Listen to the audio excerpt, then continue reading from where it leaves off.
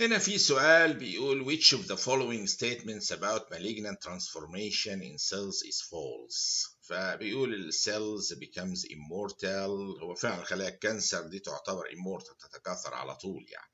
cells acquire angiogenic competence absolutely. في حاجة اسمها angiogenesis factor بتطلع في الكانسر سيل تخلق blood vessels ليها ذاتية يعني.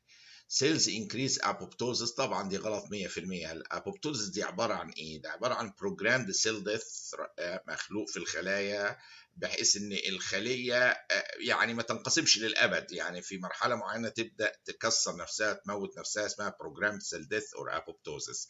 بتفقد الابوبتوزس دي في الكانسر سيلز وبالتالي تقعد تنقسم الى لا نهايه. فمش بتزيد الابوبتوزس، بالعقل بتختفي، تقل خالص الابوبتوزس، ما بقاش فيه ابوبتوزس وبالتالي تفضل تنقسم على طول. ما فيش بروجرامد ايه سيل ديث اور كنترولد سيل ديث اللي بيحصل. فدي الاجابه اللي هو عايزها. فين الاجابه الايه الخطا؟ اللي هي سيل بتزود الابوبتوزس في الكانسر، لا بتقلل الابوبتوزس، بتقل ايه في الكانسر سيلز.